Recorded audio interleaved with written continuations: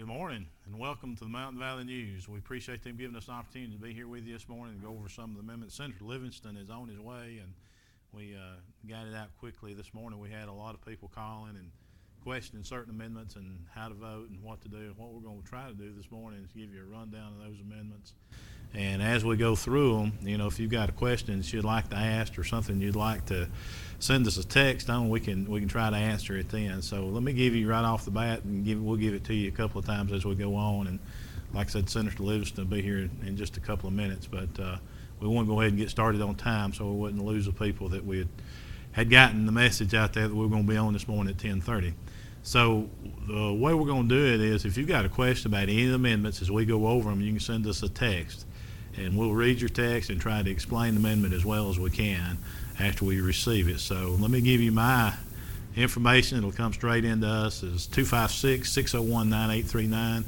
Again, the phone that you can text the message in or the question that you may have is 256-601-9839. And I had one earlier this morning, so I'll go ahead and just get to it while we're waiting on Senator Livingston. The question comes from John Durstner. John, as most of you know, is the DeKalb County Tourism Director and does an outstanding job. His question that he had sent to me earlier was, since tourism is the state's second largest only to agriculture, would this amendment help the general fund, the contribution to the general fund? The question is yes. I mean, the thing that's happened, and he's talking about Amendment 2, some of you are aware of the park amendment, and it would definitely help the general fund, and it would keep money from being taken out of the parks to be put in different areas. One thing, I think last year we had $3 million removed from the money that they had generated themselves, and that money went to the conservation department. So there's always there's an opportunity here, I think, so the people that work in the park system and they earn the money that they get, that they'll be able to maintain it and know what their budget's going to be in the future, and also allows them an opportunity to budget accordingly to that. So I know that's one of the important amendments most people's talked about. There's been a lot of misconception, I think, about that amendment and the fund to stay to the bottom line is, if you want the fund to stay with the state parks, you vote yes. There has been some question about privatization of state parks, but the thing about it is that language is already in there. Whether you vote yes or no, that language will remain in the state park bill. And the one thing it has done, the zip lines at Guntersville State Park wouldn't be there if it wasn't for that language. And I think we'll have an opportunity to get zip lines at DeSoto in the future. So a lot of times it brings revenue into those state parks, and by having that language in there, it enables them to have concessions for zip lines or other venues that we might not be able to afford. And another thing it would do too is some of the ones that doesn't generate enough money to maintain themselves, it allows them to give them opportunity for them to stay open. So that language is already in the bill. I think there's been some misconception about that being there, so I just want to kind of clear that up, and appreciate John sending us the text and trying to answer his question. And we do want you to be involved in this, so if you've got a question that you'd like to ask about any of the amendments as we go over them, all you got to do is send us a text, and that number is 256-601-9839. And we kind of got it together on a short notice because we had so many people asking questions. Central Livingston and myself thought it would be a good opportunity, and we know a lot of people may not be able to see it live, but we will be able to put it out there and share it to the Facebook pages. And if you get an opportunity to do that, if you see it today or if you see it on your Facebook, if you'll share it and give people an opportunity to try to, as we go down to explain these amendments best as we can. Before Senator Livingston gets here, I want to go over the first amendment we're going to talk about today, and is proposed Constitution of Alabama 1901. And this is for the Auburn University trustees. And what this bill does, this amendment, in a nutshell, it adds 2 new board members, but it also gives them terms where they don't all finish at the same time. So it staggers the terms of the board members. So That one, in my opinion, it's a good yes vote simply because, you don't deplete the entire board if something were to happen. You had somebody new come in, you'd at least have some experience on the board that would know what's going on at the university. And I think adding 2 more people is a plus to give people more information about what's going on. Senator Livingston, well, I'm glad to see you got here to get that. Good morning. How you doing, Nathaniel? I'm good. Glad you could make it this morning. No, it's been a tough schedule for both of us lately, hasn't it? Oh, we've been running up down the road a lot, sure have. Yeah. So hope you're doing well this morning. So. I'm doing good. And I was Good. just telling everybody, we've tried to get it out this morning, and I know I have, and you've had a lot of questions about the amendments, and I think this gives us an opportunity. And I've given everybody my cell phone number, so if they want to text us a question, they can do so, the ones that's watching it live, and so that way we can try to answer them as we go over them. And also, it'll give us a chance during the day before election starts tomorrow for people to put it on their Facebook and share it to their friends and give them an opportunity to hear what's going on. Yeah, there's a lot of interest in the amendments here in the last, really in the last week or 10 days that people are texting, calling. Well, what does this mean? What does this do? How should I vote? So, Yeah, I guess Thank you for doing this for us. in the last couple of days, I've had a number of calls and texts, and this kind of gives us an opportunity to get it out there for them. So we got one that's come in here. Let's see what the question is. We certainly appreciate your input and try to get as many of them as we can out there.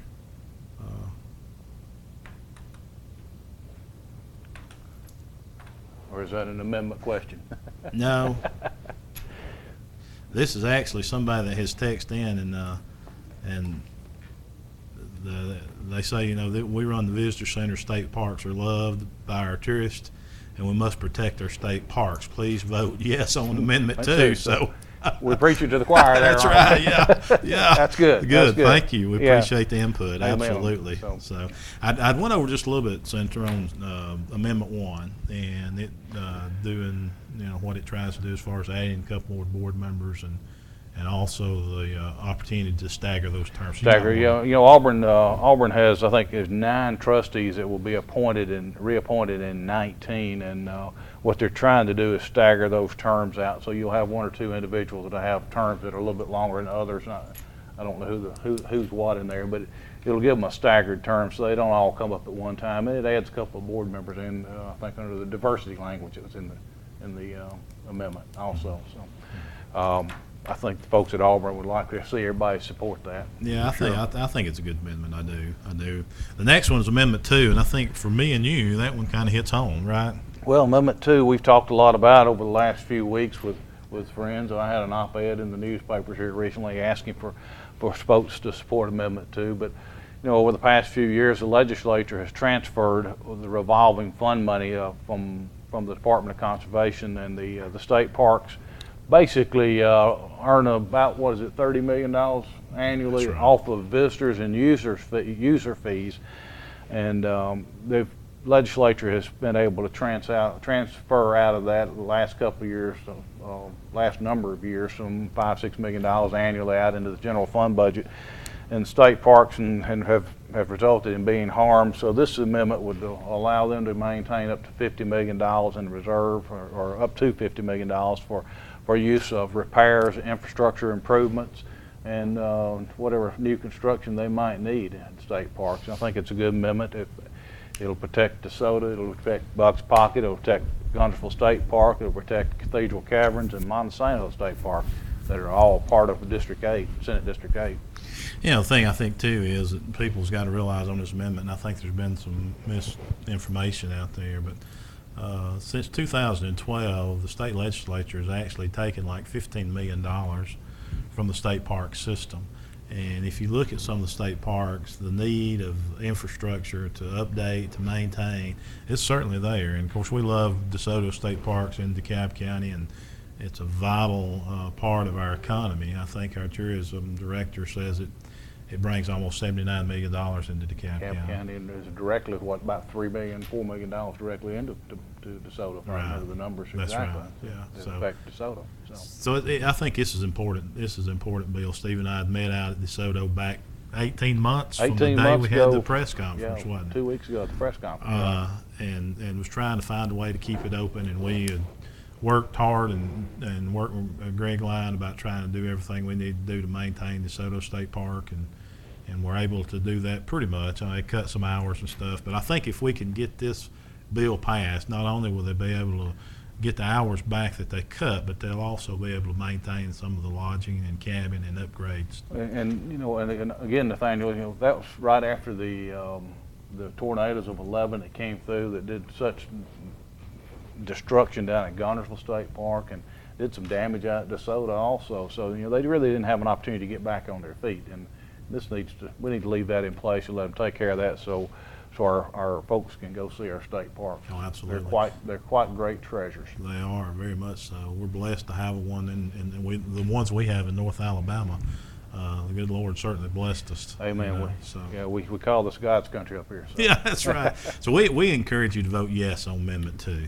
And like I said, if you have any questions, I'll give you the information one more time. You can text us at 256-601-9839. You can shoot us a text, and any questions you may have on these amendments, we'll certainly try to answer them. Now, before you got here just a little bit, I had one text, Senator, and it was about the privatization of that. Let's talk about that just a little. And regardless, I think people need to know if they vote yes or no. That's not going to change that language. That's not going to change. You know, the state parks in the past, I think in the early 80s, were privatized or run by private entities, and we think that was not necessarily a successful venture that happened.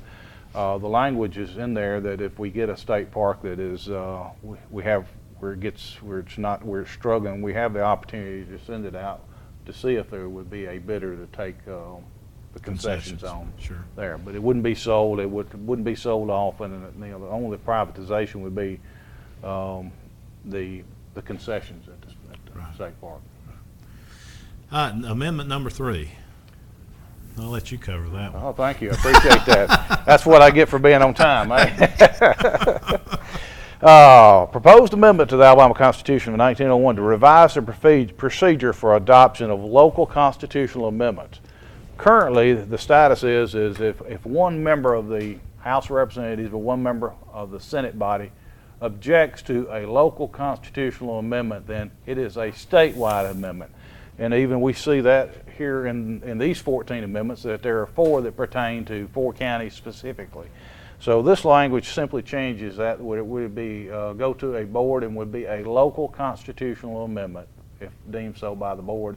It would not be on the statewide ballot, as I understand it. That's the way I understand it too. I think this is a good amendment. You know, the things we see now with, I think we got one of Baldwin County on these amendments. We've got one, DeKalb County, of course. We got a very important amendment for DeKalb, but if we'd had one rescinding vote in the House, and you actually had one for a little while. Yeah, somebody just playing a joke on you, and I got him to take it back. But if he had kept at a no vote, it would have had to go throughout the state. So I think it's important. This is everybody says, well, why do we have all the other county amendments? Well, this is why, and this will help correct that. This will help make our ballot at home a lot simpler, and when we go to look at it, because quite oftentimes, people just absolutely skip the back side of the ballot and don't address them. Right. So. Yeah. And you know, who knows? Maybe something on the backside may be the most important thing it is. Absolutely, so, sure could be. So I think, for my part, I think that's certainly a yes on that amendment. And it would alleviate us seeing so many other county bills on our local. Well, there are 4 on the 14 now. One of them is Pickens, one of them is Baldwin, one of them is Chilton County. Yeah, there's 4 of them that you're going to see on your ballot tomorrow. So. Hard to believe it's tomorrow. It is. So. It is in some ways, and I think some ways people are glad it's tomorrow. Everybody's glad it's sooner than later. Yeah. So I would recommend a vote of yes on number 3, for sure. Going on down the list on amendment number 4, the proposed amendments to the Constitution in 1901 authorizes each county commission and state to establish, subject to certain limitations, certain programs related to the administration affairs of the county. And this is not home rule. I think there may be some, this actually just allows him to do amendments like we're talking about pretty much. Is that right, Senator? You give me a... This is the most confusing one on here. It does not apply to Jefferson County, but it applies to all the other counties. It allows them to adopt programs and policies for county personnel to do litter-free on highways and public property. It prevents the imposition of tax or fees on any such program. So it's one of the more confusing ones on the ballot. Yeah, I think it is. The thing that I think it tries to allude to is public safety, just like you were talking about road safety, emergency assistance, and personnel. And it does not give the county any power of compensation. So, in other words, they can't raise revenue off of this bill. And I think that's some concern of some folks. It has to do with weed control, litter, garbage, noise pollution, unsanitary sewer, and animal control without having to ask for permission from the state legislature. Yeah. For that one, I think that's giving them the authority to try to make the road safer. I don't think that's a bad thing. So. And noise control. Noise control. Yeah. Recommend a vote of yes for amendment number 4. Moving on down to Amendment 5. I'll let you get that one. Let's put the glasses back on. Proposing an amendment to the Constitution of Alabama of 1901 to repeal and restate the Article 3 of the Constitution relating to the separation of powers, to the modernization of language. This removes some old language, I think, that might have been phrases like magistrates and things that might have been used in the old days, and replaces that language with district attorneys and probate judges and those issues, if I remember correctly totally, and I'm trying to read that real quick. I think that's right. In a nutshell, it says it pretty much cleans up outdated terminology. So, the body of a magistrate was language used in the 40s and the 50s, I think, and this just simply updates. We don't use those words in today's government. Has evolved from that. The next one, Amendment 6, it gives one thing. Of course, there's been a lot of talk about the process of impeachments and how that is done and how it affects. And this language actually gives the ability for impeachment of other office rather than just constitutional officers. It adds to the office primarily the state school board as an elected office position. It also requires a 2/3 majority of the legislature to impeach. So the state school board superintendent is not part of that because he or she is an appointed position. But the state school board would be added into that as part of the constitutional offices. Again, let me remind you too, if you have a question on any of these amendments as we go through, just send us a text message and we'll be glad to try to answer your question. And that number again is 256-601-9839, 256-601-9839. And the next one we come to is Amendment number 7. Amendment 7 is actually an Etowah County amendment.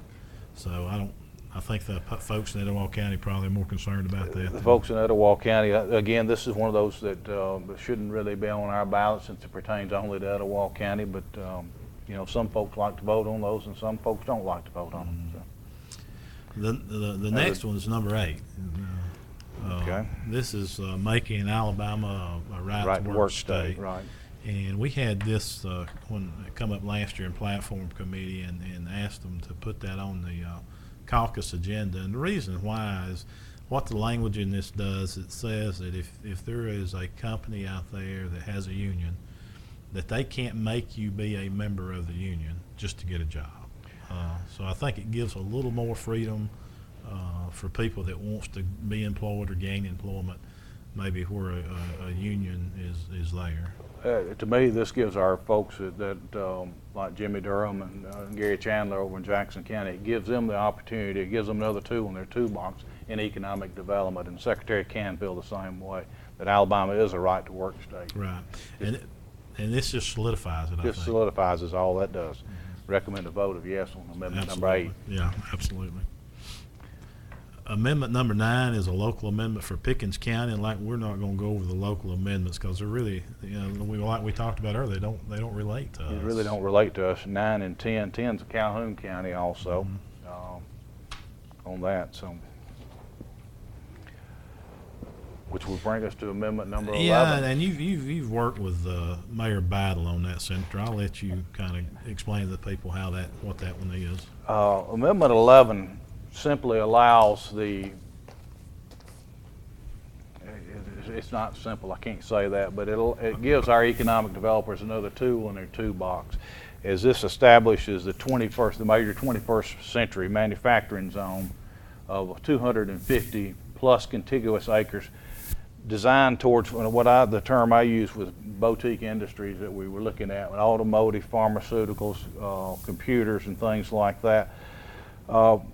Tax increment districts, TIFs as they call them in Huntsville, where they take a 100 or 250 acre cotton field, which is currently receiving $1 an acre for ad valorem tax, and they come in and they put this big company in out there, and all of a sudden everything grows and the tax base is $25. Well, that $24 that they've gained there allows them to go in and put the infrastructure in place, the roads, the water, sewer, the gas, and they don't borrow from a general obligation bond.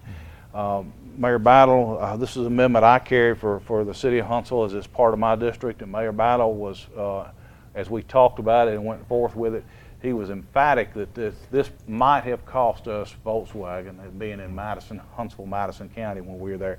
It certainly would have given us the advantage that we needed to do that. I had an op-ed that I think ran in your paper and then ran in the other papers here locally that this week that encouraging everybody to vote on Amendment 11. It's a way to bring jobs to Alabama. It gives our economic developers another tool in their toolbox. It gives them a heads up over our other states. You know, we passed 3 major bills last year that put our economic development package back in competition with the southeastern regional states, and we actually, one magazine rated us as having the 6th best plan in there. This will put another tool in there that'll give us another advantage over our competitors. Yeah, I think it's important people know. You know, we hear a lot of times you don't hear the positives, much to do the negatives. Much of the negatives, yeah. So I think you and I have been involved in some meetings in the last few weeks that some really positive things are happening for the DeKalb and Jackson counties, and I think a lot of it's in a direct correlation with some of these bills. Well, Google, when they made their announcement last year, was the first company to use the new three economic incentive packages that were passed last year. I know Mayor Battle's they've got a list of folks looking to come to Huntsville that they're talking with. And again, if this amendment passes, this is another opportunity for them to bring another big company in. And that just means jobs for our people. Just means jobs for Alabama. That's right. That's exactly right. I urge you to vote yes on Amendment number 11. That's a good amendment. The next one is Amendment 13. We're going to skip 12 because it's another local bill pertaining to Baldwin County. So the next one is 13, which is proposing amendment to the Constitution of Alabama 1901 to repeal existing age restrictions on appointed election or services appointed or elected officials, with the exception of persons elected or appointed to the judicial offices. So I think this is more designed, Nathaniel, around trustees that maybe at universities where they're starting to age out, and there's an age limit that they're removing that. It's important to note here that this does not remove the restriction on our judges and judicial branches. So I would urge a vote of yes on this. Yeah, I think it's a good bill. I think the bill, correct me if I'm wrong, but the age out limit on judges was 70, but it's been pushed back to 72. Is that correct? Did that bill get through? I don't remember if it did or not. I believe anyway, 70 is the mark right 70 now. Is the mark, okay. So that's the mark on, and it relates to the judicial system or judges. So, and this would take the language out where any board member or anybody wouldn't have an age limit. So. It is 70 because of Judge Moore situation. Yeah. All right. Amendment number 14. This may be the most important amendment on the ballot. It could very well be, yeah. By law, the Alabama legislature has to take up the budgets and pass budgets before we can do business or take up any other law. The way they figured out around that to where we didn't do a lot of sitting around time, I guess, back then, was to pass what is called the budget isolation resolution. And this confirms that the BIR is, what's the word I'm looking for? So. Well, what usually happens in the BIR, you got to have a certain vote for it to get to the bill, and so what we've done in the past on local bills is a lot of times people just after they get the BIR passed, they won't vote on it because it doesn't pertain to them, and it's usually something like we see here. It's for an Etowah or a Baldwin, or so they abstain. No, there's been a judge say you got to have a certain percentage of the members to vote. And I think that's what's brought this up. That was something that happened in the House, wasn't it? Yes, it was. So I mean that's so they're saying you got to have. Sorry, if this does not pass, we will have to revisit almost 700 local bills that has passed the state legislature over the last several years. Right.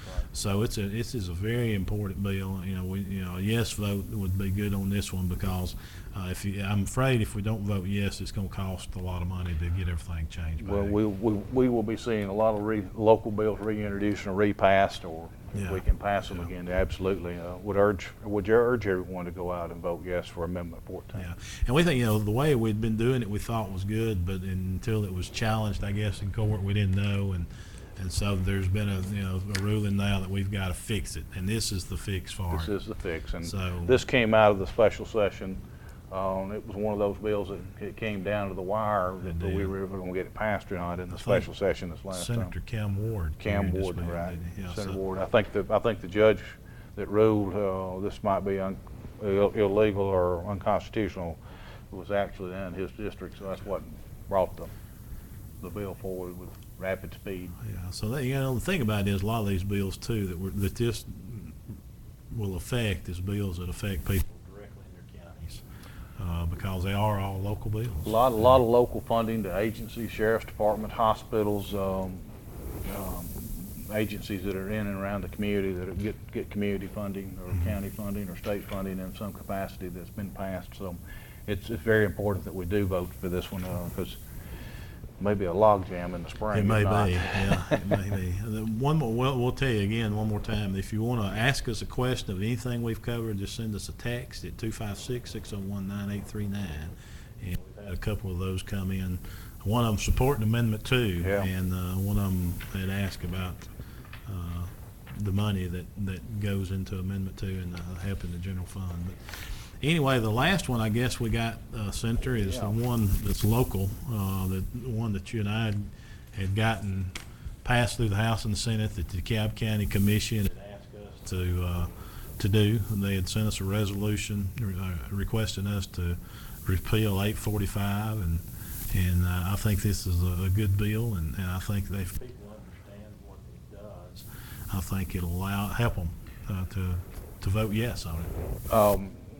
When they came to us last year, and we asked them to pass a resolution, they brought it to us to do this. This would simply, in this past election cycle, would have saved them $120,000 on 2 constable elections. Right. Is that correct? That's right. That'll be reelected in 18. That's right. Yeah. So this gives the governor the appointment to that position for the remainder of the term.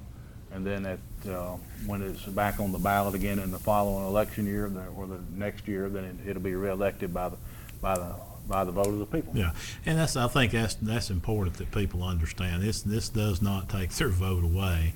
It simply keeps the county from spending. The money you're talking about was on 2 constables races that was actually district races. By districts, right. So if these have been county-wide races that had a Democratic and a Republican opponent, and they had to go into a runoff, the probate judges told me it could cost DeKalb County up to $500,000. And if something happens, we're the only county in the state of Alabama that does this. We're the only one that's got the local bill this time. So if something happens and the governor did appoint somebody, you'd get a chance to vote for or against that person in the matter of months. I mean, it could be, if it happened when they're going in the first year, it could be 6 months before that election, and then just like this one, they're going to have to turn right around in 6 months again and do it again. So it would give you the opportunity you'd still get to vote. I mean, it may be a few months down the road more than what it would have been, but I think it's a good bill, and I think it'd save the taxpayers of DeKalb County hundreds of thousands of dollars. And this is only on the ballot in DeKalb County. That's right. So because you got your friend to change his mind. Yeah. It didn't go statewide. Yeah, it did go statewide. It's only in DeKalb County. Yeah. So, the interest is in saving money. That's totally what it is. Well, and I think the thing about it is you still get the office, and it's in today's economy, it's a conservative way to take care of the problem. And Money's tough to come by. it is tough to come by. And, if you think about it, if you live on one of these rural county roads and you don't, you may not get your road paved that year because they had to have a special election. I mean, that's the truth. No, and we've had enough, problems with the rains. The rain we did get last year at Christmas time washed out several roads around, and I think some of them are still struggling to get back to the great status that they had, or the status they had beforehand. So, Right. this is money that could have been used perhaps in that place. Well, it is, and there's always something that the county needs, and the revenues are tight right now. And then I know y'all had them in Jackson County We and have, DeKalb yeah. County too. So, and we've gotten a couple of. Jackson County no longer has a constable position, so they did not ask us to remove that position over here. They asked us just to work on the amendment to allow the appointment to save the money till the next election cycle. Right. And this was just this is a text I just got about the local amendment. Said that just makes sense. That's just common sense. Don't spend taxpayers' dollars when you don't have to. So I agree with that a lot. Absolutely. So, we learned a lot of that in the last couple of years in absolutely. Montgomery. So we've been through Absolutely. 5, 6 sessions now. Yeah, we've talked about. We've been through a quadrennium and a half. Yeah, wow. Already. So already. So In 2 years. So what's for the next next 2? 2 years. We don't want to get off. We don't want to get off subject here too far. no. But we could talk about that for a little We while. could. Let me We tell could. you. We Ooh. could. Well, I certainly appreciate you taking time out. Yeah. I know you got a busy schedule, and there's a lot going on today, I think, with the municipal swearing in and then the election coming tomorrow. But I think as many questions that I'd gotten, matter of fact, ironically, when I talked to you this morning, my phone was ringing, and that was the question: how do I vote on those amendments? And I've had multiple texts this morning, calls too. I went by the Scottsboro swearing-in ceremony just briefly, and that was the new mayor's not the topic of conversation there this morning. Yeah. The amendments are, which is interesting. Well, it is. And one thing too, everybody asks me, why do we have to have so many amendments? Well, there's if we pass the one amendment that does away with the language about the rescinding vote, then we won't have as many amendments That's in right. the future. There's 4 on here Four on this ballot. that wouldn't be there if that was the case. So. We have a constitution that was written in 1901. There's been study to try to rewrite the Constitution of Alabama's Constitution. We can't do it at the state legislature. It has to happen in a different way, and I don't know if we'll ever get to that point or not. Yeah. So it's a huge document, and it continues to get bigger. We had 14 amendments this year, and I don't remember what we had in the last election cycle, but I'm sure there were some then. Right. Well, Steve, thank you. Appreciate it. I'm sorry I was running late. No, it worked out good. It worked out good, and appreciate you taking the time out to be here, man. Glad to be here, Yeah. and I hope this helps everybody understand a little better about the 14 amendments on the ballot and the 15th of which will be here in DeKalb County. And like we said, that may be the last one, and the last one may be the most important one. Period. It may be, and you think about it. If it's the county, DeKalb County, their money's tight. I mean, if they got a budget to pave so many streets, as a matter of fact, the president of the commission told you and I both, if they had a special election, they'd have to go borrow the money Go borrow the money, right? because their budget's so tight. So I think this is an important amendment, and I hope people understand what it does. Well, if they've got the opportunity to reach out to us, and we can explain again, but it doesn't take the right to vote away from you. No. It maintains that. It just It does. fills the gap for a temporary position. Absolutely. And at the cost of the election cycle today, it's just a smart thing to do, as your text said earlier. It Yeah. just makes It sense. just makes sense. So money's tight everywhere right It now. is. It is. Particularly at the state level, and I know it's tight at the county level. So. Yeah, and we encourage you. The two, I think it affects our district more than any of the rest of them. Of course, BIR, the last one we talked about, affects all of us. But the Parks bill and the local amendment to repeal 845 is huge for DeKalb County. Big. I mean, if you put the money together and the economic development for both of those, it's a big yes vote for DeKalb It County. just makes, as you said, just makes Just sense makes to do sense, that. yeah. So dollars and cents. Yeah. So, Thank y'all for the opportunity, and I certainly appreciate Senator Livingston coming out and being with us today and being able to cover everything. And again, just because we're going off the air doesn't mean if you want to text us a question at 256-601-9839, we'll try to answer anything that you may have on these amendments. or me at 256-609-6341. So there you go. You got both of them. If you need us, don't hesitate to give us a call. Thank you. Thank you.